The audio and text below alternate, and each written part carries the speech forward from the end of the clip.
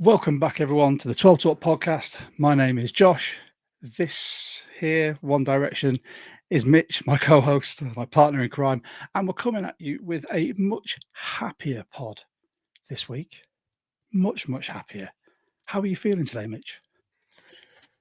I'm feeling great. It's amazing what a winning Seahawks weekend can do for your mental state.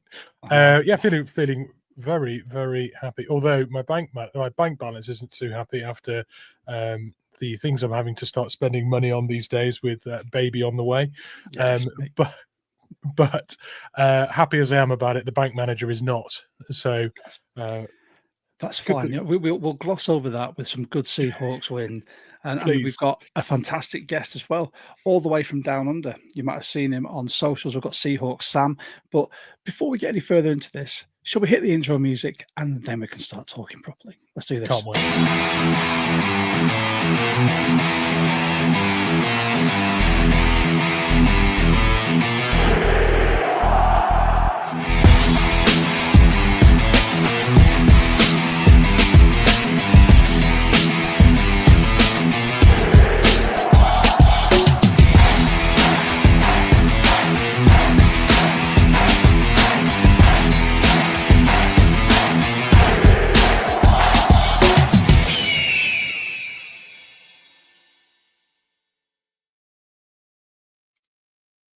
Back at it, back in the mix, back in a happy frame of mind. Thanks to everyone for tuning in.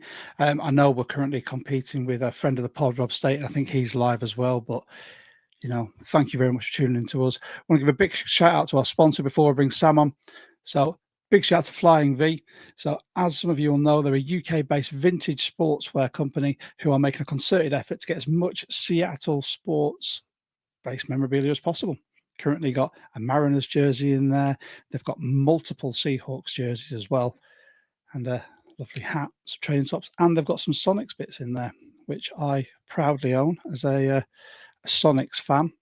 And I rocked that at a music festival. If you want to give them a try, you're UK based, by all means, use our promo code 12Talk at checkout and you get 20% off, 20 whole percent. And, you know, it's just supporting a fantastic cause there. But without further ado, because Mitch, me and you talk a lot, we're in our Discord watching the game. Should we bring on our guest? Yeah. Now, if you're on social media, you may have seen him. He does some fantastic videos and breakdowns. Our guest today, all the way from sunny Australia at ridiculous o'clock in the morning, making time for us, Seahawks Sam. Sam. What's good, 12? How are we? Yeah, great, man. Welcome to the 12 Talk podcast, dude. And it is, we like to kick ourselves for how late we have to watch games, but you are now doing the podcast at 7 a.m. Australian time. Yeah, it's an early one.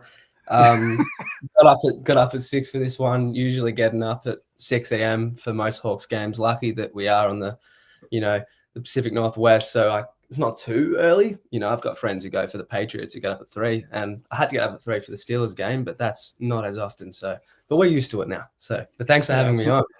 It's honestly absolute pleasure. Now, as I said, sort of just in the quick intro to you, like I connected with you over social media. So TikTok, Instagram, you do some fantastic bits on there. Do you want to, before we get into the game, just tell people sort of where your love for the Seahawks started, what made you want to do the social media stuff, and then obviously coming on here as well? Well, being down under in Australia, we've got the Australian Football League, and that was my first sport I ever followed. For you guys, for context, I go for the Hawthorn Hawks, and we're kind of in the NFC Championship right now for context. So my team could be one win away from the Super Bowl in Australian terms. But the first American sport I watched was the NBA, but I always had a knack. I always wanted to get into football. One day I just was on YouTube and I came across Russell Wilson. Just fell in love with the way that man maneuvered, escaped the pocket, made plays out of nothing. And I picked the Seahawks, and, you know, there's been ups and downs, as we don't want to mention one of them. But I've been loyal to them since, and it's my life, man. I look forward to September every single year. And I thought, like, why just play fantasy football and wake up at 3 a.m. every week? I may as well, you know, deliver and give something back to the community and talk football, talk Seahawks football. So I've started to make some videos. Yeah, dude, and they are brilliant. Like I said, I when you flick through TikTok or Instagram, you always come across sort of people, and as soon as I came across yours, I was like, "Oh my god, an Aussie!" So like, we were joking off air, saying like we're trying to collect different nationalities in our Discord, like the Infinity Stones, and we're currently we're getting there now. So I don't know if that makes me or you Thanos, Mitch, because you're the king of the Discord. So I got big hands. Yeah, I've got big hands. That's why you are bigger than me. So, but yeah, like seeing the breakdowns you do, everything you talk so succinctly about everything that you see in a game. It's really nice to hear because it's a different voice, and that's what we're a platform for, different voices. Obviously, if anyone wants to follow Sam, it's at Seahawks Sam. All his links for TikTok and Instagram are in the comments below. So by all means, give him a follow. He's also a member of our Discord. If you want to join the Discord, by the way, Mitch will pop that link in the comments. So you can just click on that, come and join us. We'll chop it up during game time, and we'll just keep growing the show and growing the community. But Thank you, guys. Awesome. No, that's not a problem, dude. Should we get into the meat of this podcast? The reason we're here to discuss a amazing Seahawks win. So we have the Seahawks won 31 points to 17 against the Pittsburgh Steelers. Something that I said made me incredibly happy because the best man at my wedding and one of my best friends is a Steelers fan. So I love this. But we'll get into this. We'll start talking it up. But before we do anything else, let's just go into I'll look at the box score. So obviously people watched it, absolutely loved it. But, we saw Torrey Horton first NFL catch, first touchdown. Then we had field goal from Boswell. We had the interception from Ramsey and another field goal from Boswell, which ended that 7-6. Q2, it looked like we were on a downward slide there with a missed field goal from Myers, the interception from Herbig, and the TD from DK, and a 2-point conversion, which you don't see very often. But when you've got a tight end who is, I think he's like 6'10" or something, just loved it. Washington. Yeah, yeah, he is. And then second half, all turned around. We had the TD to Barner. We had the Kendrick interception. We're going to talk about all these at length as well. And then Q4, 17 points. How amazing was that? 3 from Pittsburgh, field goal from Myers, TD from Halani, which we will talk about because that was beautiful. We had a field goal from Boswell, and then we had a Ken Walker TD. So, gents, before we get too far into the weeds of it, how did that game make you feel after the debacle of week 1? Without giving too much away, Sam, how did you feel after that? Slightly more optimistic, for sure, especially going into a week 3 against the Saints. I feel somewhat good about my football team. Definitely had a rough week 1, losing a very, very winnable game. The defense gave us so many opportunities in week 1 against those 49ers, which I dislike a lot. But yeah, I think it shows we can go through adversity, and the defense continues to show. I'm really happy with this defense. Despite missing key names in the secondary, we still turned up, and goes to show I think we've got a top 5 group in the league. That's been my take all off season. We'll see if it ends up that way. But yeah, I guess I'm somewhat happy. Excellent. So not too high, not too low. That's fine. Mitch, how are you feeling? Yeah, I feel like this game did quite a lot for answering questions for players that really needed to sort of answer them. I think Sam Darnold kind of showed that he can pilot this offense. I think we knew coming into the season that the defense was going to be pretty good. If not elite, very, very good. And we knew what to expect there. The offense had a lot of questions to answer, and I think in patches during this game it really looked quite functional. So, yeah, I think it's instilled quite a lot of confidence for me that the defense is going to keep score lines tight, and our offense is going to have the power it needs to get us over the line. So, yeah, I think I felt a bit more confident overall. Yeah, I think it was. There's always a sense of trepidation whenever just from a selfish and personal point of view, whenever I watch the Seahawks play a game against a team who I know I've got friends who are ardent followers of, I'm always waiting for that text message at the end. Today, I was very nice to my best friend. I waited till this morning, so he could sit and sleep in self-pity. But I thought this was, if we look at this as a sort of an upwards trajectory now for our offense, especially, like Sam, you put it there, the defense, I think top 5, and it will be there. But offensively, watching it click, and obviously we'll go into some of our personal highlights for this, but I think it was such a good showing for this offense to show how we can spread the ball, how we can get the different runners going, and having just the utilization of everyone in the receiving game, I thought was absolutely brilliant. I'm going to deliver you my first stat, just because you've teed me up beautifully. That's what I do. Stat number 1 for the night. Every player that caught the ball for the Seahawks averaged over 13 yards per catch. 6 players caught 22 catches.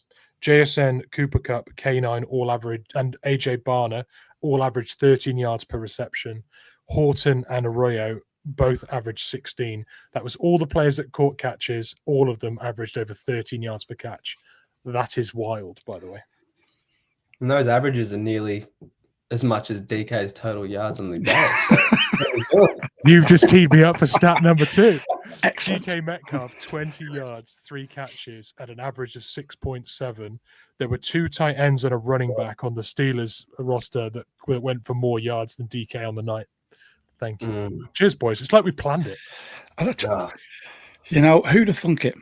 I mean, with that, I think we should get onto our highlights. And as we are English gents, Sam, as I said to you, everything goes to our guest first. So give us a highlight. It doesn't have to be, you know, an exceptional play that we see on YouTube reruns. What really stuck in your mind? What's your first point? That opening drive was a highlight for me. And obviously Kenneth Walker had an insane bounce back game. But that first run he had was simply like a display of what he can do and what's to come.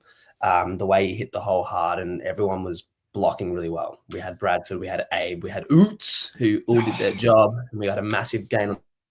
And yeah, I know this stat's going to be brought up, but 8.1 per carry. Like, that's double Charbonnet's last week. That's double any running back last week. So the efficiency there and just the setup of the play action, that Torrey Horton touchdown was all due to the effectiveness of that running game. So that's probably one of the key highlights for me. Yeah, I like it. Yeah. I mean, Mitch, go on. What did you think of that first drive?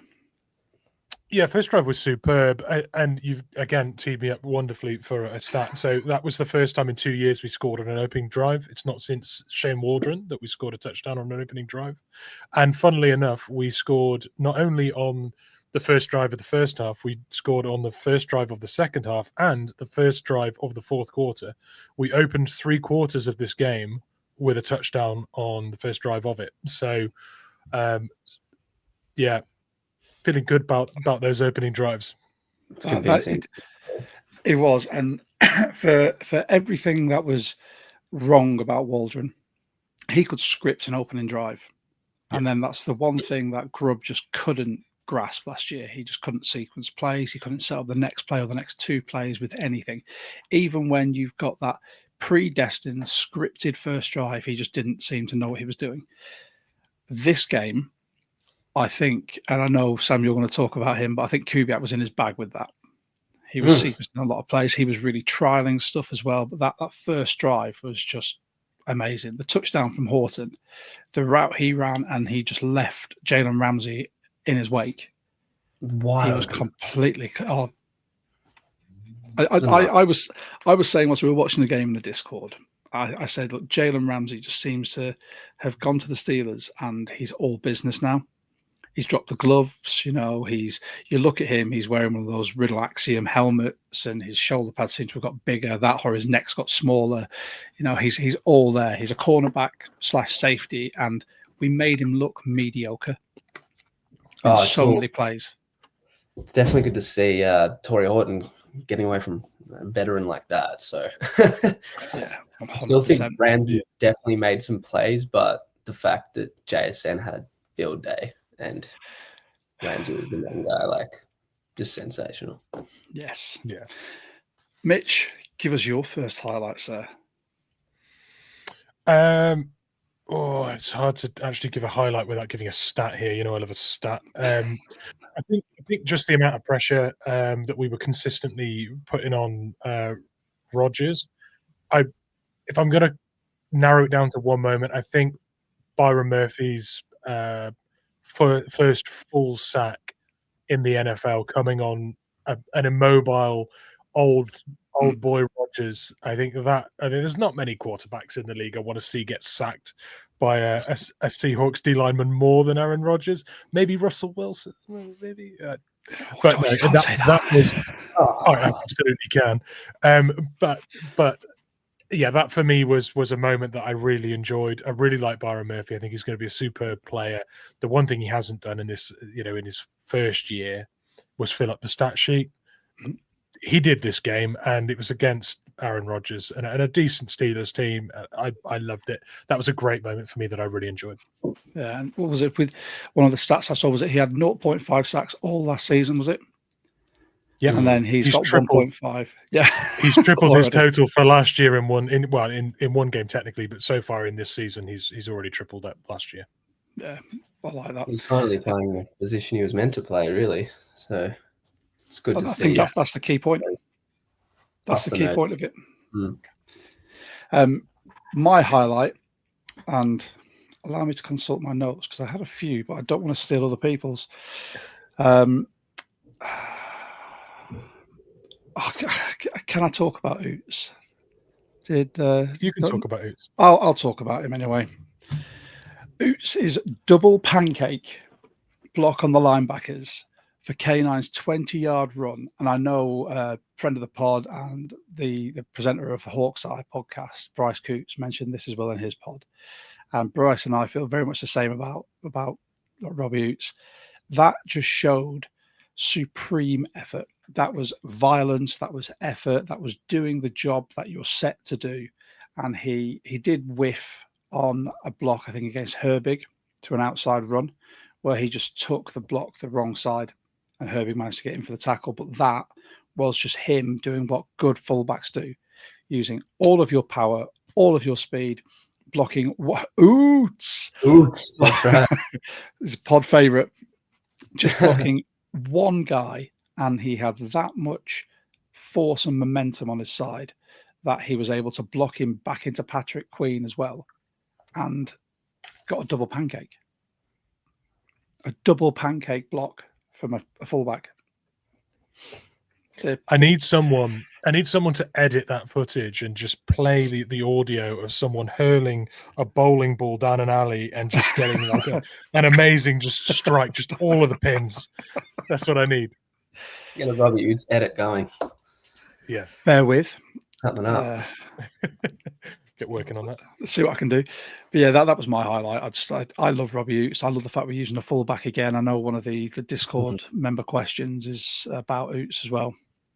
But I love the fact that we've lent deeply into that, and having him block for our runners, it's going to open up so much. Sam, what's your opinion on that one? Oh, it's beautiful. It's obviously like a big part of the Clint scheme, utilizing the fullback and more tight end sets. And oh man, it's beautiful. And the effort, we need it. Like our O-line hasn't been pretty the last 10 years, like not even 5. Like especially in a lot of the Russ era, we've been used to really poor O-line play. So the extra help we can get is awesome. And yeah, just the effort's great. And it goes a long way. It goes a really long way. Everyone needs to block. Everyone needs to excel. And as I was saying on that first K9 run, if one of them slip up that block, their own block, then he doesn't go for that big run. So big shout out to Oots, and he's definitely paving out a massive role for himself and definitely a fan favorite. The jersey is in my basket. Beautiful. This far away from clicking. Which one? The rivalry or the custom? Like a custom throwback, I think it might be with Oots on it. I'm not sure. That's the best one for sure. Love that. Good taste. So, Mitch, what are your thoughts on the Oots one, or should we let Sammy do his next highlight? No, move on to the next one. I think we've waxed lyrical about Oots for weeks. Yeah, we Move have. on. Sam, give us highlight number 2. Well, kind of like the crafting Nick Eamon is that he's so unique, and losing him in a game, or technically 2 straight games, that's not good for, Mike's plan. Like, it's hard to replace someone like that. But the highlight for me is the fact that the secondary held up. We had so many names that we're going to get into, but they all turned up, and not necessarily good for Reek because, we've got other players stepping up for this Hawks team. But I just love that the defense was still elite, pretty good. Like, they still did their job, and I'm proud of it. Like, because we were all concerned, like losing Witherspoon especially. I was very worried. So that's a highlight for me. The fact that the defense still looked pretty damn good in the secondary. Like, I love Julian Love. He is just, his effort is unreal. You see that massive tackle on DK? Like, he doesn't hesitate. He just goes for it. And Kobe Bryant, I know Kobe got mossed, but that's DK on Kobe. Like, we that was going to happen. DK had to do something. That's DK on 75% of the safeties in the league, though. Yeah, exactly right. So I love the way they stepped up. That's probably a highlight for me. I like it. So. Well, Mitch, opinions? Yeah, I think one of my things I feared going into this game was the way that we were going to cover DK with what was left of our DB room. Like, did I fancy Tariq Woolen to match DK in anything other than just straight line speed? Could he compete in the air after what we saw against the 49ers? Well, he didn't need to, because Josh Jobe did an unbelievable job. Kendrick did a brilliant job. Like you mentioned, Julian Love was superb. Like, the team as a whole kind of nullified DK. We didn't rely on one person to shut him out. We just went, right, this is the team. These plays, this is what we're going to use. And everyone that was expected to cover him at any given time on any given play did a job. Win, lose, or whatever, they did a really tidy job. The fact that we held DK Metcalf at home to 20 yards, 3 receptions, that's really good. Annoying one of them was a touchdown. I will add that. Like, I didn't like seeing a red zone target for DK Metcalf actually succeeding for once. But against us of all teams, like that seemed to not happen for years, and then suddenly it works when we play them. Don't know why. But yeah, I completely agree. I think the DBs that were assigned to a really difficult task really showed out, and I think that was impressive. Yeah, completely agree. I think I mean, we're going to talk about the defense a bit more, but you look at the spine of this defense, you look at the leaders all the way from, let's say, Reed, Williams, and then you've got Lawrence as well on that defensive front. You've then got Ernest Jones at linebacker. You've got Love as well at safety. That is just leadership through and through, veteran presence. And I think that is really helping everyone else around them, because they're full go all the time. They don't let up on anything. I mean, you look at Leonard Williams' chase down of Rodgers, where he absolutely smothered him. And I'd love to know what was said between the two of them as he was lying on top of him. But that effort is just, it's unparalleled. And that's the type of thing that's going to make you an elite. I know you said top 5, but who's to say we can't be a top 3 defense by the end of the season? So that's it. Reach for the stars, mate. That's it. Yeah. Right. Mitch, give us your second highlight, sir. I want to mention Helani's special teams touchdown. That was the first time during a season, 19 games of the NFL's new kickoff return rules. That is the first time the ball has landed in the designated landing zone and has been recovered in the end zone for a touchdown directly from a kickoff since the new rules have come in. There was a lot of angles trying to show the ball clipping the helmet on the way through. Yep. That actually didn't matter at all, because as long as the ball lands in that designated landing zone, any team can recover the ball on the kickoff. The fact that it was in the end zone meant it was just a touchdown. And if I recall correctly, we were kicking the ball back was that a kick? It was a kickoff. It wasn't a punt, right? So we had kickoff. we'd scored and then scored off the back of scoring. Like that was a serious gut punch for a team that we just put on the back foot. So love that we did a first time thing on a night where we seem to have done a lot of things for the first time in a while. We did a NFL first. So very cool. Yeah. Love it, Sam. Yeah, it almost. I don't know. I'm leaning on the side of like being pessimistic, but like it felt like a little bit of a bailout for us because I as I was mentioning, I was kind of writing us off like after that Jalen Warren run. God, what's happening? And when we got that score, I was like, are the football gods just trying to help us win this game? And the momentum switched. I know we scored after, and the offense was looking good after. But it did feel like we got bailed out a little bit. I don't know. But nonetheless, that's what you get for learning the rules and knowing the rules. That's Caleb Johnson, mate. You need to sit down. I'm sure Mike Tomlinson's roasted that man.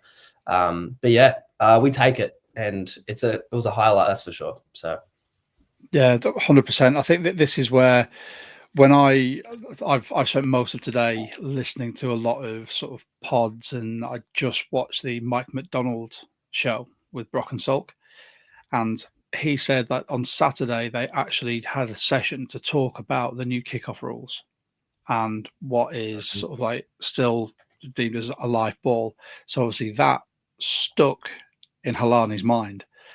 Evidently the Steelers didn't have that level of like in-depth sort of review for the rules, which, like I said, it was a bit of a bailout, but sometimes to be a winning team, that's what you need. You need that element of luck. You need that element of where the ball bounces your way.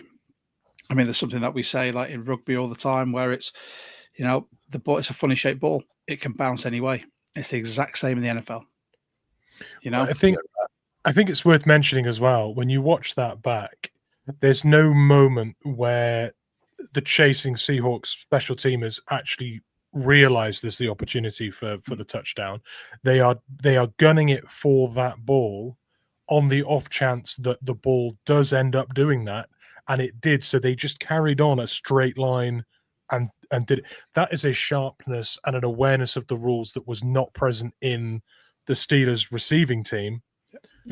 That is just a level of understanding of the rules and execution that was not present with our opponent. So whilst it does feel like a bailout and a really well-timed one that doubled up the punishment, there was still a level of preparation and understanding that had gone into that meant that we were sharper and executed. I think that is ruthless execution of new rules.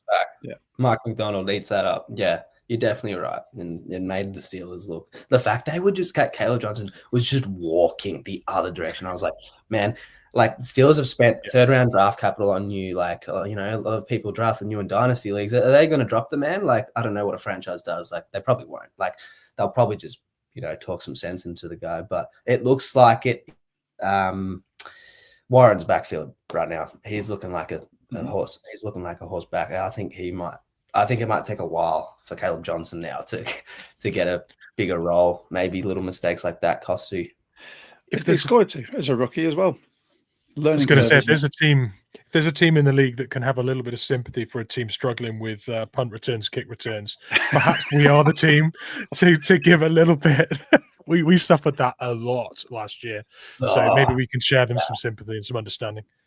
Yeah, and it's nice to see that the Nepo hire, special teams actually did well. So, yes, I'm all about that. Yeah, I think I love, like I said, the bit of luck, but it's just, it goes to show, especially in professional sports, the ball isn't dead until it's dead. If you feel like that ball could bounce anyway, you turn around and you track that ball. And it was a rookie error. I feel a bit bad for the guy, but we capitalized on it, and that's what good teams do. They capitalize on mistakes. And we did so with aplomb. So Hawks goal. It also gave every single special teams coach an on-tape watch to teach this rule. True. Yeah. So we were the forerunners of it. We got lucky that we got to take advantage of another team snoozing. Won't happen again. 100%. I would think. I'm going to bring up for my second highlight before we move on to winners and losers. Mhm. And I could put these as a winner, but my highlight was, even though Darnold got sacked twice, the O-line play. Mhm. I think the left side of our O-line is looking amazing. You look at how far up the field Gray Zabel was. He was well into the second, third level for K9's TD run. I think I wrote down some stats. In his first 2 games in the NFL, he's allowed 1 pressure, 0 sacks, 0 QB hits, and 1 hurry. And then you put that in with, Sundell, who obviously where he went out with cramp, but I think because it was such a hot day, that was going to happen to a lot of players. Did look hot out there. Yeah, everyone was sweating. I don't Oh, envy them at all. So Landon Williams take off his helmet and just dripping. I'm like, Yeah. fair enough, big cat. You could just say the water carriers were earning their money yesterday. Yeah. But then I think, you look at Sundell next to Zabel. I think that's a fantastic pairing. Bradford, I'm still not 100% on, because one of the sacks, you had Bradford and Lucas, who they blocked outside and just allowed Sawyer to just run. Or they blocked in and allowed Sawyer to just run straight through clear. But apart from that, I thought they left some really good pockets for Darnold to throw him. They opened up a few holes for K9. I don't think this wasn't a game where you could run it straight up the gut, which was proven by Charbonnet's constant efforts and coming to naught. I think, it was just O-line play. I can't believe I'm speaking superlatives about a Seahawks O-line. I was about to say, it feels so surreal. nice. Yeah, it's nice, isn't it? Grasping onto any little bit of O-line success. It feels like Christmas, honestly. It's so nice. It's been over a decade since we've been able to do this. Picks like Dwayne Eskridge over, Greed Humphreys, things like that. We've been missing on O-line for ages, so it's definitely brilliant to see. It is, and I think it's just going to set us up for the rest of the season. I think when they start to gel better against proper competition, I think it's going to look cleaner and cleaner and cleaner. So, have either of you guys got anything to say about the O-line? One thing. Go. I think I saw a stat today about Charles Cross only conceding 1 single pressure in 2 games of football. 8 quarters of football down, 1 single pressure conceded, 0 sacks. So considering the caliber of pass rush that the 49ers bring and the Steelers bring, I think that is superb. You could make an argument to say that the right tackle is getting most of those premium rushes, However, you've still got to keep them all out. And sometimes when you've got premium rushers on one end, the stunt actually comes on the opposite end where you're least expecting. You've still got to keep your quarterback clean, and Cross is doing a superb job. Yeah. And before anyone, 100%, and we picked his 5th-year option, so that means that we can kick that down the road for another season, and then we can sign into a longer-term contract. But just before we move on from the O-line, there's a lot of people who are starting to bemoan Abe Lucas about obviously some of the mistakes. But can we just put this out there? And I know other people have spoken about it. In the last 2 games, Abe Lucas has gone against Bosa and TJ Watt, 2 of the best edge rushers in this league, and he's held up really well, apart from 2 mistakes, maybe 3. Yeah. Cut him some slack. It's still a really young goal line. You're a first ballot Hall of Famer if you're consistently keeping those guys out for entire games and not conceding pressures and the occasional sack. Genuinely, you don't keep out players of that caliber every single snap. You do not. There's a reason why they're premium rushers. Yeah, that play against the Niners, obviously the game losing play. Like at first, I was like, "Is this what you want to be seeing from your franchise right tackle?" We've just paid the man; he's just inked up a deal. But it's Bosa, so I do like Abe a lot. But I definitely am a little bit worried about the contract simply based on his health. And I'm not sure what changed, because obviously he had those, it was at the knee issues. Like he barely played the past couple of years. And when I saw that deal get released, I was like, what? So they must know something we don't, but definitely like Abe a lot. I'm a big Abe Lucas fan. Not only the fact that he's a metalhead, I also like the fact that, he's unreservedly himself. He's short, sharp. If he could in an interview, he'd just give a monosyllabic answer of, yeah, no. do a job. That's it. But I think like you look at the injury where they said, you know, it's chronic. It could be like arthritis in the knee or anything like that. He's worked his tail off for the last 2 years to the point where he's not wearing any sort of leg brace.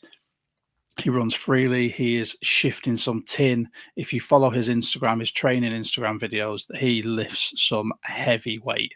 And Mitch is an ex-PT. You'll be able to appreciate that. Like some of the squats and the RDLs he's doing, there's a lot of pressure put on the knees, and he is lifting it like it's nothing. He's built that strength back up. I would add in as well. You mentioned about chronic injuries here, but the thing is, chronic injuries generally form when a minor injury is ignored and the same motions and stresses are put through that area repeatedly in spite of requiring rest. Well, when you actually look at what we did with Abe Lucas, we gave him a really generous period of time and managed his load through that area until it was healed, and then ramped up that weight load and everything through it. So realistically, if you're trying to avoid something becoming chronic, avoid all load through that area, let it heal, and then build up that progressive overload through it and get that strength back. They did a textbook recovery sort of process for Abe Lucas, and if they've now after that offered him a contract like this, I would say they've probably managed it really well to avoid that becoming chronic. You make a great point. See, there you go, leaning on expertise. That's it. So for me, tackle technique. For Mitch, it's all about bodybuilding. That man was an absolute machine, and now he's. If you meet us, mate, Mitch towers over me. I'm 6'2", and I look like a dwarf next to him. But right, before we get on to winners and losers, now for those of you who don't know, we support a UK-based cancer charity called the Robin Cancer Trust. So the Robin Cancer Trust were formed after the Freeman family tragically lost their son, Robin, to testicular cancer, which is germ cell cancer. So we just like to shout it out on a platform to people far and wide. They do fantastic charitable events like this. This is the Walk in Your Pants. They're doing this in Clacton in Essex, but it's all to raise awareness and, you know, funds for life-saving educational pieces. You can also track Toby, who is running all throughout the UK, dressed as a giant ball bag. Still one of my favorite things to say, with hashtags like talking bollocks and not overreacting. You know, if you have lost someone to testicular or ovarian cancer, they are a fantastic, just a source for you to get into and just to talk to people about it. And if you want to support them more, they do also have a stash store. Mitch and I both have the red Robin Cancer Trust t-shirt, and we wear them proudly. Although I did get told the other day that red is not my colour, being a ginger. Thanks to my wife. But yeah, this is one of my favourite parts of the show, because this really generates some conversation. This is winners and losers, and I need to change the colour on that. So for those of you that might be new, if you've joined us because you're followers of Sam, or you've just started following us, if you have and you're new to this, by all means, just like this video, hit subscribe, really helps us, gets us out to more 12s like Sam all around the world. Like I said, we're collecting international 12s as we speak. Winners and losers, we are going to, Sam as our guest is going to give us 3 of his winners and 1 loser from this game. Mitch and I will then give a winner each, and Mitch has got a loser. So Sam, kick us off with your first winner. First winner, and this could be a little bit of a warm take because I'm sure there's some backlash. Our play caller, Clint Kubiak. I thought this was an amazing bounce back game compared to week 1.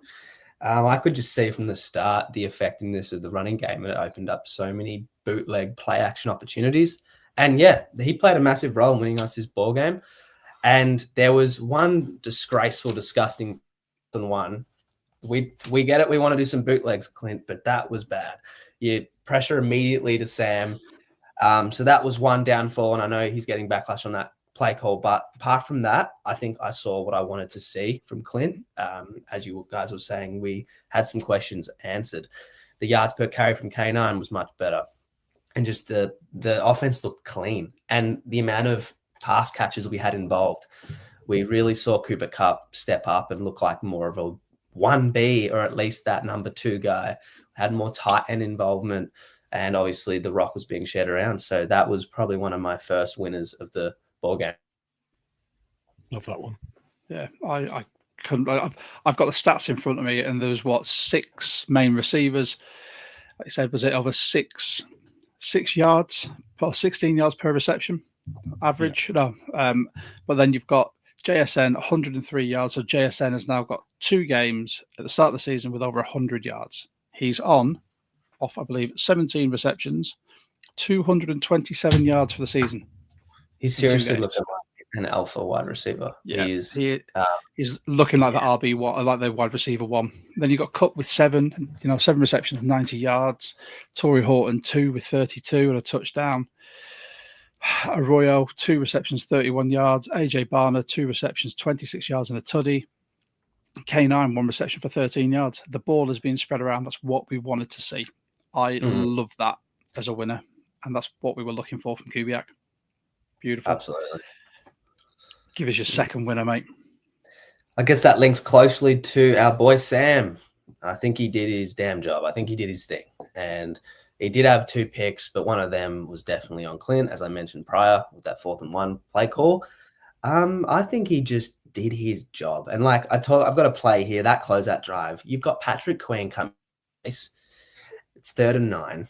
He maneuvers to get out of the way. He's looking a little bit like, Josh Allen. No, he's not Josh Allen, but he moved out, he maneuvered, he escaped, and he got it to AJ Barner for that first down, and that set up the rest of the drive. So I really give credit to him. That was followed with that awesome JSN deep ball, beating Ramsey there. Just beautiful. Every Seahawks fan definitely their eyes would have lit up.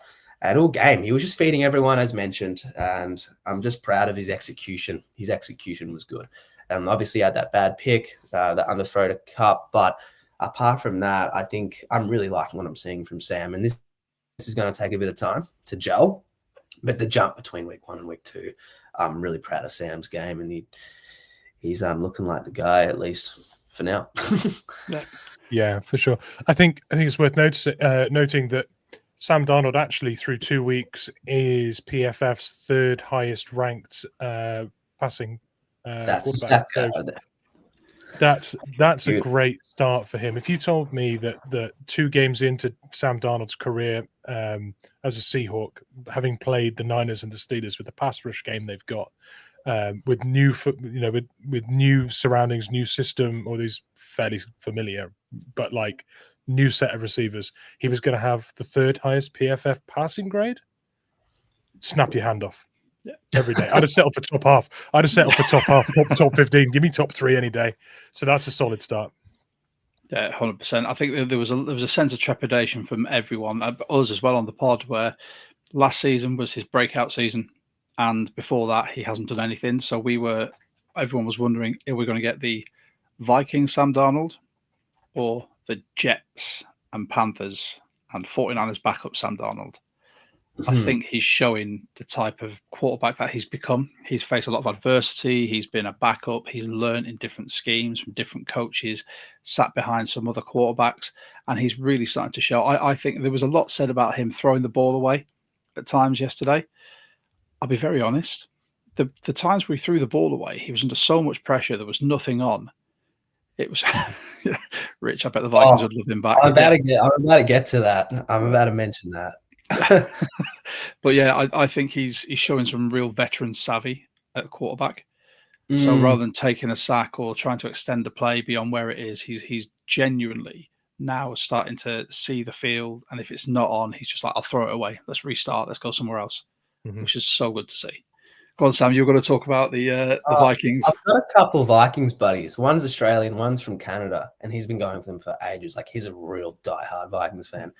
As a joke, I went into our chat and I was like, do y'all miss Sam Darnold? And I got roasted. They were like really mad at me. And I was like, yo, I'm just trolling.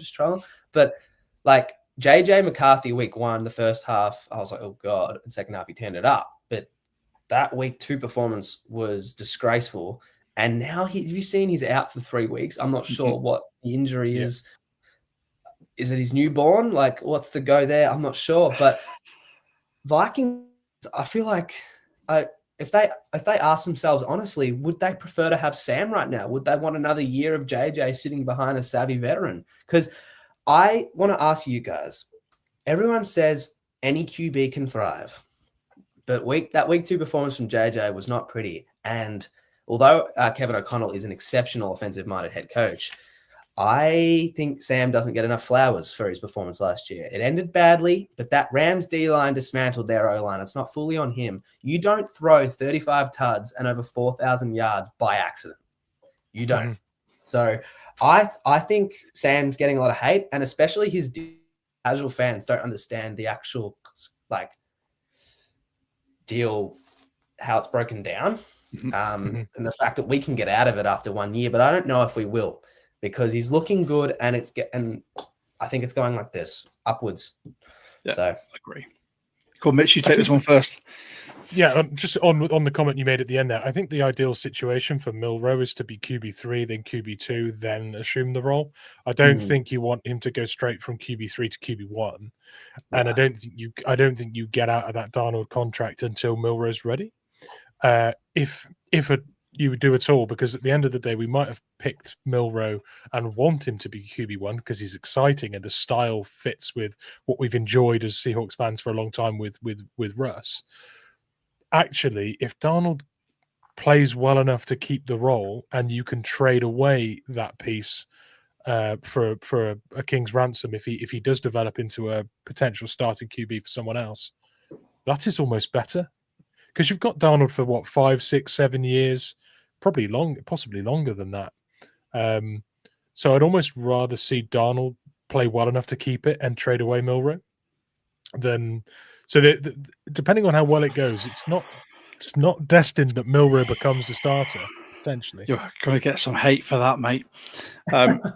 Bring it on. I was going to say, I honestly, having seen how Darnold's play, and I've said this as a coach as well, sometimes you just have to be in the right position with the right people to really start showing out, and it takes learning.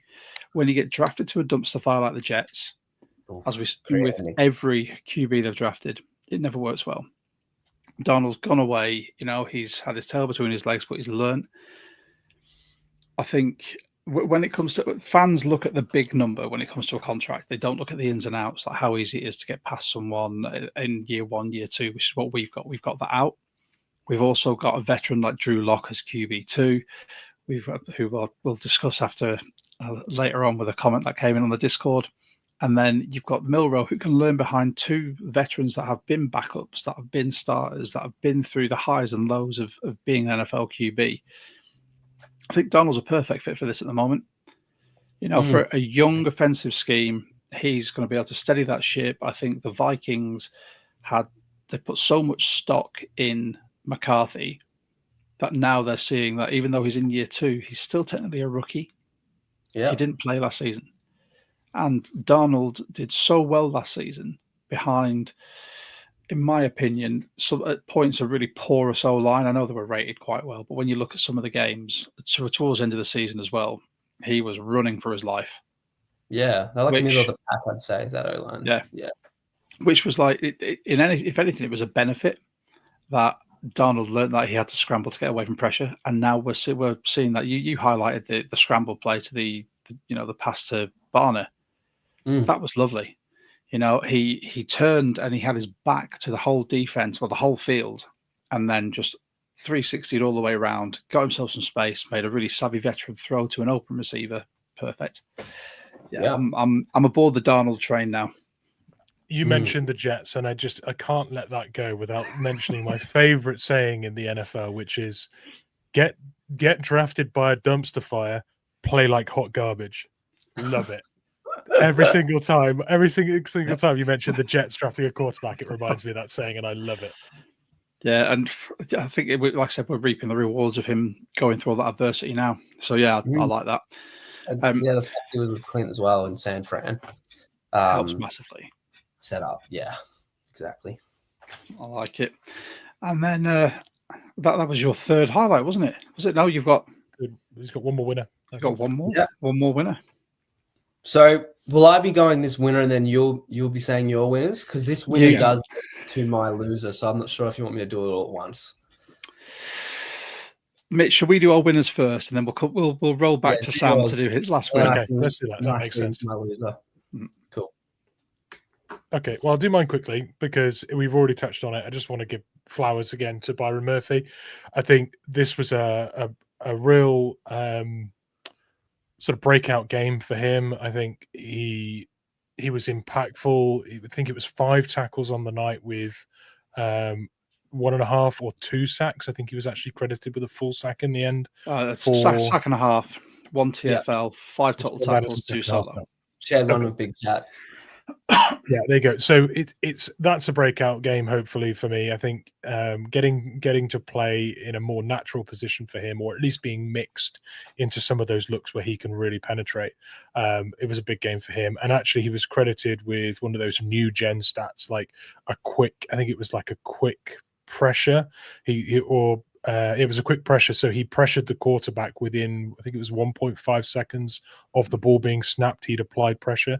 That is much more akin to what we saw with him in college. He was ripping through offensive lines and forcing QBs to get rid pronto, and that's what we're starting to see.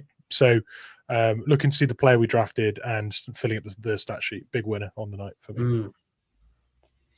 Yeah, and as I was rewatching the game in 40 earlier, do you know one of the things that Mike Mack keeps saying is shocking effort. That's what we want to be known for. And his full sack against Rodgers, that was shocking effort. You look at how long it took for that to develop, and he just carried on pushing his old lineman to the point where he eventually pushed him back far enough to break away and just smother Rodgers. Love it. Yeah. Big boys getting some love because that's it. Because my one is Big Cat Leonard Williams.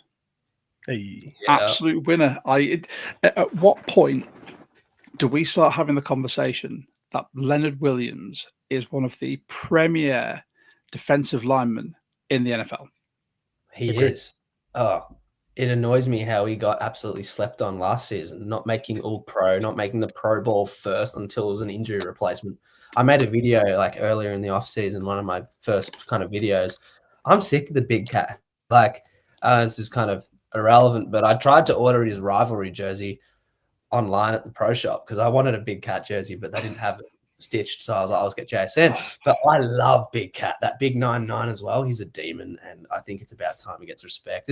We're used to it being up north. Like, it is what it is. But he's like one of our MVPs for sure every week.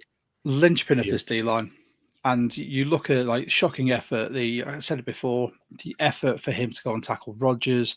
Every play where he tries to, he just collapses pockets. You know, if anyone gets past him, he's one of the first D linemen to turn and try and run after anyone. Absolutely love Big Cat. He is my winner for today, or for yesterday's game. I thought it was absolutely fantastic. Or for you, Sam, because it's Tuesday morning for Sunday night's game. So 2 days ago, or I don't know how the time zones work. It baffles me. Right. So Sam, your last winner, you said connects to a loser. Yes, and it was a play. So Darion Kendrick is my last winner. So as we were talking about, we needed people in the secondary to step up because we had key names out, and he debatably won us the game because, as all Seahawks fans are familiar, I had kind of gut feeling like this game's over. That Jaylen Warren run was disgraceful. And there's one person I can blame on that. And you were talking about how if you simply cannot tackle and execute, coach ain't going to like you. And I love Tyrese Knight, but he had 2 opportunities to tackle Jaylen Warren. He had a hold of him twice and he missed both plays. And Jaylen nearly took it to the house. So then linking there, Darion Kendrick won us the game, I feel. That momentum switch, obviously we had the special teams played, but he saved the day there. So big shout out there. And that's how you get more reps. That's how you get more time on the football field. So there. Completely agree. Yeah. Honourable mention, because I've slated him so much, Tariq Woolen, even though he had the pass interference against Freiermuth, he was the one that tracked all the way back for that Jaylen Warren tackle. Technique, questionable, but he stopped him. And then obviously that's what led to the interception. I think because they had a running play after that, which Big Cat just blew up. And that's what forced Rodgers to try and go to that pass in the corner, which I think was intended for Freiermuth, but Austin decided he was going to try and get a hand on it as well. Thank you. And go on, your loser, Sam. It was Tyrese Knight, wasn't it? Oh, it was Tyrese Knight, wasn't it? Yeah. Right. Which I don't like saying that because we really like Tyrese Knight. But I love Tyrese. And I think he's a fan favorite. You know those pages on like Instagram, it's like Tyrese Knight lover or like there's one that I follow. He reached 1,000 the other day. Funny meme page. Shout out to him if he's watching or if he sees this clip. But I'm a big Tyrese Knight guy, and as we said, we don't have much depth in the linebacker room, so we're relying on that breakout. And I love Ernest Jones. He's definitely an anchor, definitely a leader on the defense, and definitely John has cooked the past couple of years with trades like that. Ernest Jones, Big Cat, those key names are like the reason our defense is borderline or going to be elite. So I want Tyrese Knight to pan out, but the fact Mike put in Drake Thomas like right after that play, a bit concerning. Tyrese came back in, but yeah, definitely I would say just a mini loser. I don't think anything bad will happen, but that's probably my loser. Oh, that was the nicest loser we've had in this segment. So, all right, Mitch, go on. Who was your loser? DK Metcalf. I don't know if I need to say anything else. I just really enjoyed him having a 20-yard game with 3 receptions at home when the Seahawks came to play the Steelers. Like that, he will have since signing for the Steelers, he'd have seen, right, we are playing the Seahawks. I want to show out on that night. I know he said it's just another game and everything. There is no way on earth, the competitor he is, that he was not absolutely drooling to get his teeth into a depleted DB version of this Seahawks team. And we gave him, well, apart from the TD, which hurts, apart from that, we gave him nothing. In fact, there were a few moments where he dropped balls he probably should have caught, and that made me. Well, no, it's DK. It's DK. You say he should have caught them, but we all know there's always drops in his basket. But any wide receiver in the league should have caught some of those, and he didn't catch them. And he wants to be paid like a top 10 receiver in this league. Start looking like it, DK. That's why he catches shade. He gets paid like one, but he's not really. He never really became that elite. I remember when Stephen A compared. He's the young, upcoming version of Megatron. Like, I loved it. I've got a signed what a comment. Sorry, I've got a signed mini helmet. I was sad when he left, but are we all on this? We did not want to pay DK that money. It just wasn't worth it for our football team. Yeah. We said that. It just wasn't worth it. Okay, just big shout out to Rich for saying DK has hands like a digital watch. So we've now got a DK with hands like a digital watch, and you, Mitch, that said that Jamal Adams had gloves filled with carrots.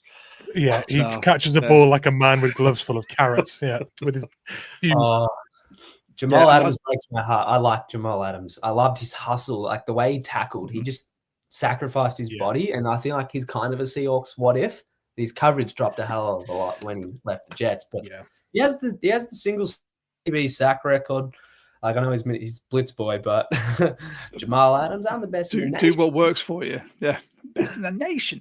Do what works for you. And now he's moved to linebacker like he should have done a couple of seasons ago. Yeah, I think like the DK conversation, Josh Jobe was outstanding. He gave him nothing. There were even plays where Tariq Woolen was just running with him step for step, and the ball wasn't thrown that way because I don't think Rodgers wanted to test that. They moved DK around to try and get him ball. They put him in the slot. They moved him left to right. There's nothing. And that's 2 games this season where DK hasn't been able to have a real sort of noticeable impact, which it's just weird what happens when you leave the Seahawks, when you go from number 1 to go somewhere else to be number 1, and it all just drops off. This is where greener, apparently, in Pittsburgh, but not sure about that. I want to go somewhere where it's warm. Apart from yesterday, I don't think that's Pittsburgh very often. Right, contender warmth is not Pittsburgh, but it's another conversation. With that, so Sam, that's our winners and losers segment. We love that because we get to hear other people's opinions. Now, last but not least, we have a section that we like to call the Discord member musings, where members of our Discord will pop questions and comments in there, and I've vetted them this week. There's no swearing, I think. Let's see. But Sam, do you want to stick around with us to do these as well? Absolutely. More Love to than talk. welcome. Awesome. Before we do you want to tell everyone obviously where they can find you again, just for anyone who's tuned in late? So my is Seahawks_Sam.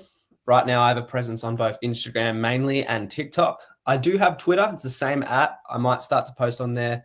I'm not sure if I'll ever go onto YouTube or not, but those are the platforms I'm currently on.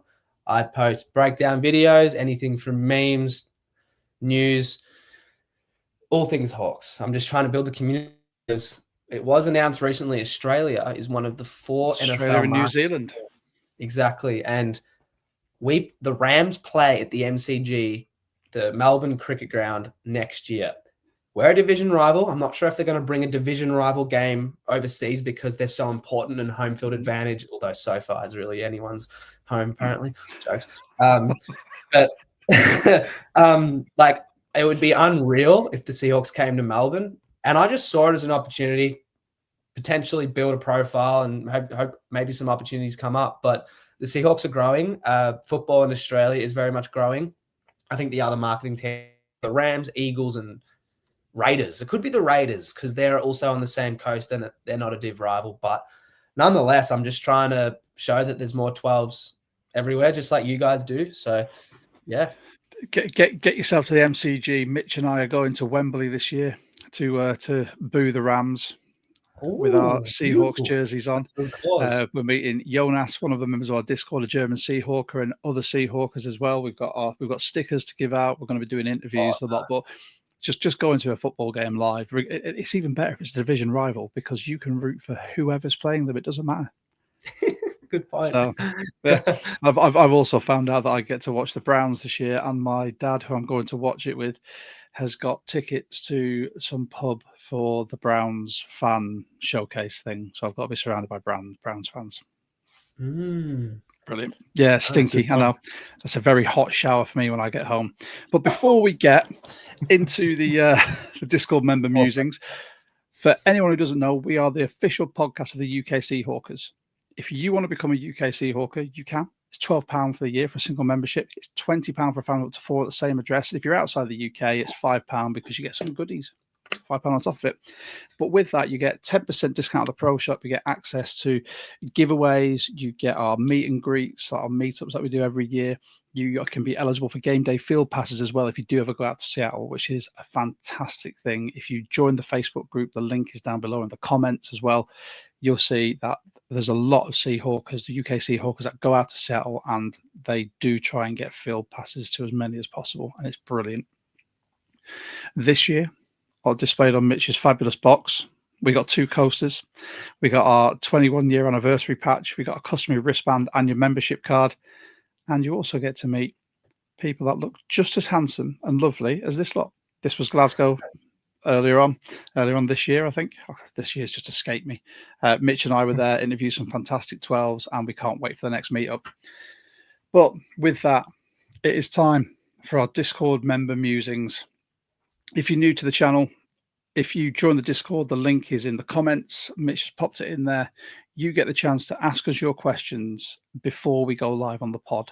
So these are live reactions. We do them with the guest as well. So Sam, you get to answer these ones first, mate. So let's get to the first one. So from Rich, another impressive showing from Josh Jobe in Pittsburgh. May not always show up on the stat sheet, but he is constantly making plays. Has he now cemented himself as first choice? So I assume by this taking over Reek. Mm-hmm. Mike McDonald, he didn't hesitate in that interview. He was talking Jobe up. He was like, they were saying his stat line and he corrected them. He had a pick as well. I think he very well could get more reps because Mike McDonald, I feel like, is a firm coach. I think he's going to award the players that are producing. So although I like to lean on the side of optimism with Reek because he's a freak. And I know you're done with the Reek experiment, Josh, but I still love Reek a lot. And I don't think he's still going to be on the field. And he still did effective things, especially in the Steelers game for DK, as you were mentioning. Like Rodgers didn't even throw it his way. And I don't know how many times it's going to take for Rick to finally realize, like, I've got to stop going for the pick. I got to stop going for the highlight. But I think Job, we will be seeing a lot more Josh Job. Yeah. Yeah. And Mike Max, he came out in his interview on Brock and Salk and just said he loves Job because he doesn't talk. He just gets on with his job. I think that is the type of player that Mike Mack loves. He learns, he comes to work, he does his job, plays well, makes a difference. Yeah. Mitch, do you think he's rocketed up that depth chart? Sorry, I had a second puberty there. I think so. I mean, it'd be different if Rick Woolen was inconsistent and there wasn't a player behind him that had proven that they could compete for those snaps. The fact is that Rick Woolen has been inconsistent. He hasn't been convincing, and there is a player behind him that every time he gets the opportunity shows out. So I think we've got to the point where Josh Jobe is getting more meaningful snaps and possibly starts, but we'll see. He's nearly there, if not. Yeah, I like it. Gary, one of the oldest Seahawkers we've got in our Discord. I think he typed this out on the typewriter and then had to feed it through a fax machine to get in there. Is this team finally finding its offensive identity? This team's performance looked like the offense Mike Mack has been talking about: physical, balanced offense. Well, nice to meet you, Gary. I think so. I think we're on an upwards climb. I'm really happy. As I mentioned, one of the winners was Clint Kubiak. His play calling was much better. Week 2, we got to see more of what we were seeing in preseason. The run game was effective. Carry on K9's end was really high, double what Sharps was in week 1.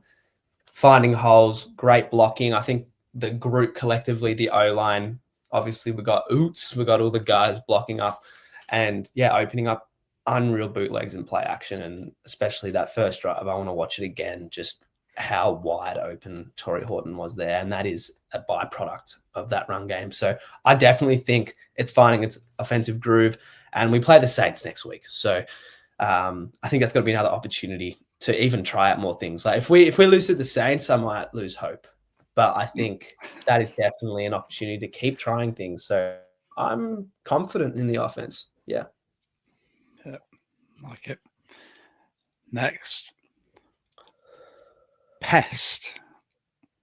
I believe this is red. 2-sack game for Byron Murphy and another one for Jay Reed. Is there a problem and on the edge despite having talent like Hall and Mafe? This is a good conversation. When you say a problem, you don't mean a problem for the opposition. You mean like a problem for us, right? I'm assuming. Is that? Guessing so. I don't think there's a problem. I think we've got playmakers. We've got, I think, Derek Hall and Boye Mafe are trying to prove themselves, especially Mafe. He's in a contract year. He's going out week to week, not trying to think about that. He's trying to ball out. And DeMarcus Lawrence, we've got that veteran presence there. I'm not concerned about the edge, but I'm interested to hear your opinions. I've got 2 things for this, if you don't mind. First thing, but one of them is just an observation. The other one's a stat, right? So Derek Hall would 100% have had a huge sack on Rodgers if it wasn't for an egregious hold that was penalized. There was a big flag for offensive holding that stopped Hall getting a big sack. So that could have looked very different on the night, but actually his effort and performance might as well have had the sack due to the size of that penalty on a third down, on a clear passing third down. Secondly, little stat for you. The Seahawks pressured Aaron Rodgers on 40% of dropbacks when they rushed with 4 or fewer players on the night. And when you look at the best pass rushing attacks in the league, they do it with 4 men. You know, if you can rush and pressure effectively with 4, you've got more players on the back end, ready to start getting those interceptions and things that we didn't get last year. So the fact that we've had so many interceptions early on this year is partly a result of rushing effectively with 4. Now, when you rush with 4, you need to collapse the pocket internally, and it's harder for your edge rushers to get those one-on-one scenarios because they are constantly 4 against 5. So it's typical that players like Mafe and Hall will struggle for those clear moments where they're uncovered or, they're really putting a tackle on an island. What was also interesting with that stat about the 40% of dropbacks being pressured from Aaron Rodgers is actually that, how many, if you were to guess, how many blitzes do you think we called during that game with the amount of pressure we generated? How many blitzes did we call? 0, 0. Nil Sam, quoi. what are you saying? How many blitzes in the game? You might know, but I don't know. I actually don't know the answer to that, to be honest. We called 4 blitzes in the entire game. It was the least blitzes of any team in the league, but we actually had 40% pressure rate with 4 men. So I think actually this apparent problem of Maffei and Hall actually is a symptom of us generating pressure using 4 players and one of them being double teamed on most snaps, but still generating pressure. Bosh, there you go. There's your answer. I think they feed off each other as well. Like, as you were saying, you've got some of the edge guys not getting on the stat sheet, but when you've got guys like Leonard Williams and Byron Murphy causing trouble, and they might end up with the sack, or I think it's all a collective effort. So I'm happy with the edge guys. They've got hunger in them. It's collective, like you said. I think it's all collaborative. I completely agree. I think you two have made some brilliant points there. We've got Mark Woodcock, UK Seahawker, who's in here. We've definitely, this just going to show that Discord is not just for the young people, and I love it. I'm 40 and I love it. Wasn't it nice to see this team go to Pittsburgh and literally bully a Steelers team, especially in the second half? Long may it continue. Hard agree. No notes. Awesome. Yeah. I was worried. All my buddies were like, "You're going to lose this game," and I thought, honestly, we were going to as well. So very nice to see. And then here we go. We've got Ben coming in. Seahawks have now beaten Rodgers as a Packer, Jet, and Steeler. Lovely stuff. That's just a statement. Absolutely love it. Right. We've got the last page of these. Every time Jonas writes these flipping essays, he just wants me to put my glasses on because they're the same as his. So, and Sam, this is why I said you don't need to read them. Don't worry, I'll just squint. Where or how can the Seahawks find consistency across the board? On offense, you have K9, who's either going bananas or nowhere. You have J-Hub or special teams, who can be maddeningly bad in return coverage or deliver incredible heads-up plays like Halani, and on defense with sticky coverage from Job or Woolen that is leaving receivers wide open. There's just no average. Well, unfortunately, I think that's Seahawks football over the last years at least. Like inconsistency, seems to be our best friend, unfortunately. But especially with a new offense, new scheme, new play callers, new weapons, I think it's going to take a bit of time and patience, especially on the offensive side of the ball. But I think our defense, I don't feel too worried about our defense. I think the fact that Mike controls that ship and what Mike did in Baltimore, not just from a scheme point of view, potentially he did all he could in that AFC Championship game to get the Ravens to that Super Bowl, but their offense just decided to sell. Mike McDonald is a wizard, full head coach. And that's where I might be a little bit skeptical of the fact that most of the offense goes on the OC.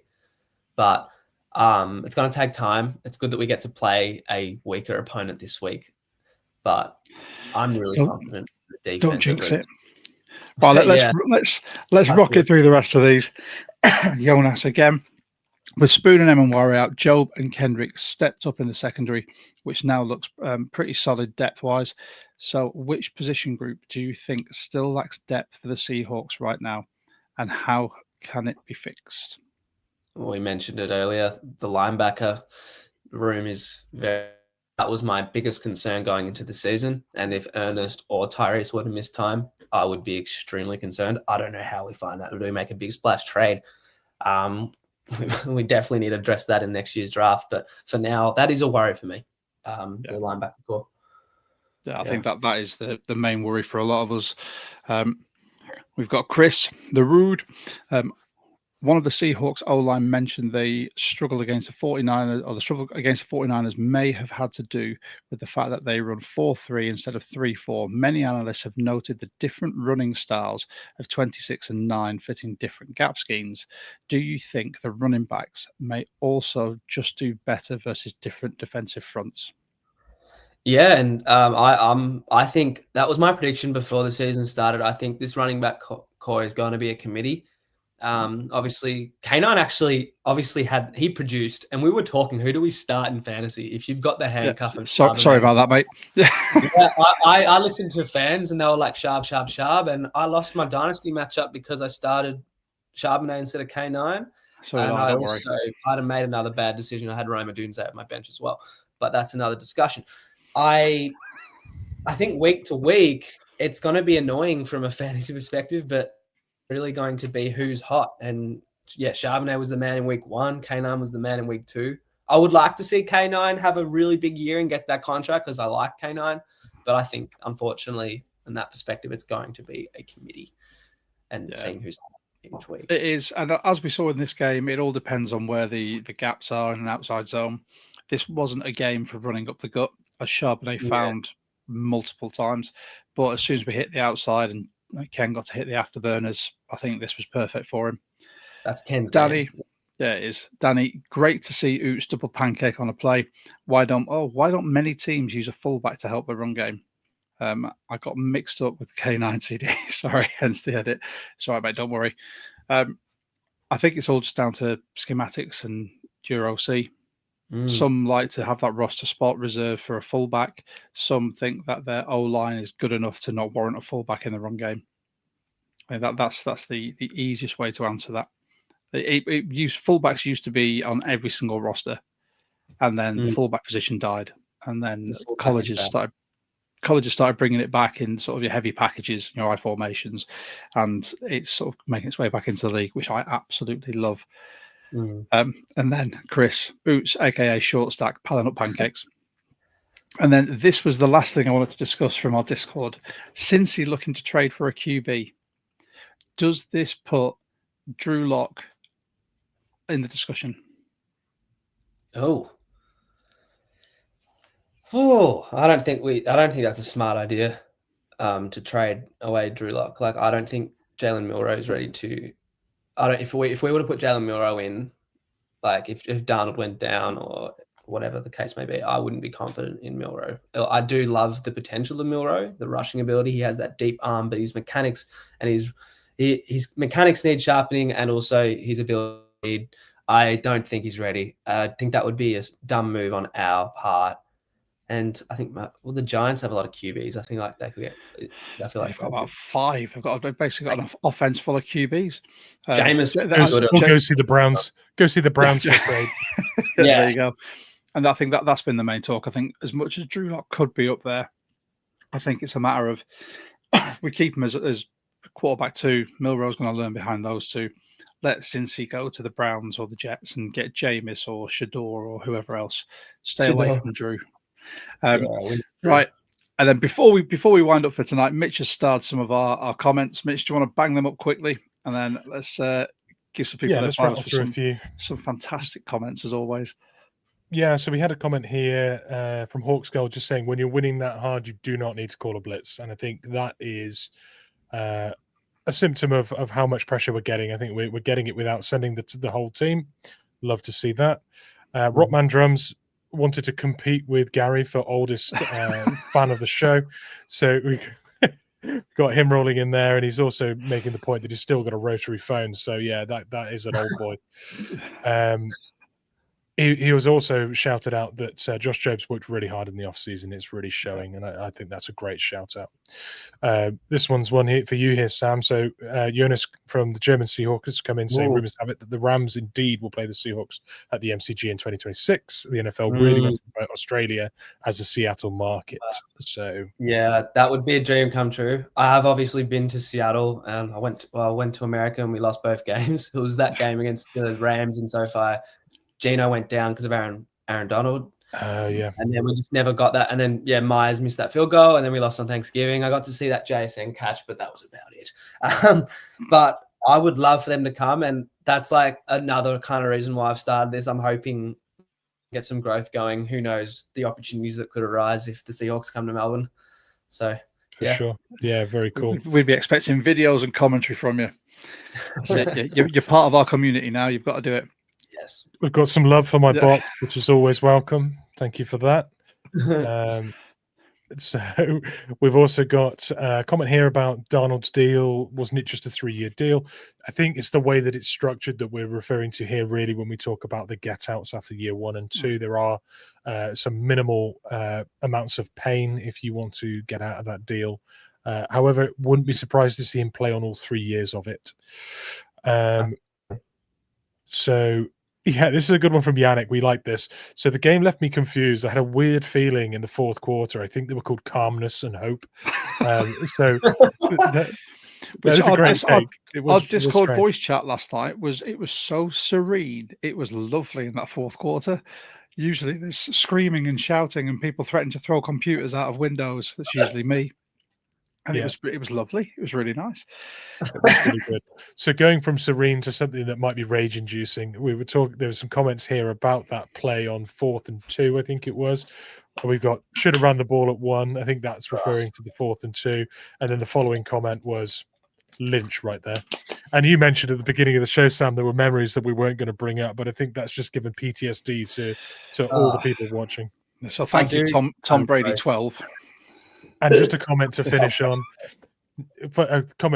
This one's great. So we've gone all the way back to the beginning. Right at the top of the show, Richard said, "Happy Victory Monday, all." That is the vibe.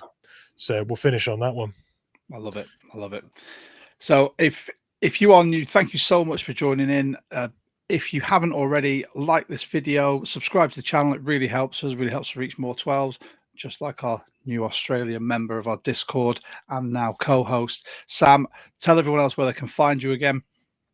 You can find me at Seahawks_Sam on both Instagram, TikTok, and Twitter. I'm a young 12 from down under, just trying to spread the word and talk about these Hawks. So, yeah, thank you guys for having me. It's been great talking to football. Welcome. Absolute pleasure. And don't forget, you can join our Discord. It's completely free. Talk to 12s from all around the world and join us for our watch parties because they can be really serene or they can get a little bit feisty. All depends how many beers I've had, really. But Sam, we like to finish these pods on a Go Hawks, and we're yet to get one all in sync. Now, from the other side of the world, do you think you can do it? I'll count us down from 3. Hopefully the computer doesn't lag until, hopefully it works. So always the issue. Right. So are we ready? Thanks to everyone for joining in. We really appreciate you guys. Follow us on all social media. Like this video, subscribe to the channel, stay updated for every new pod we've got coming up. We've got some fantastic guests coming up as well. And on 3, everyone. Go Hawks on 3. 1, 2, 3. Go Hawks.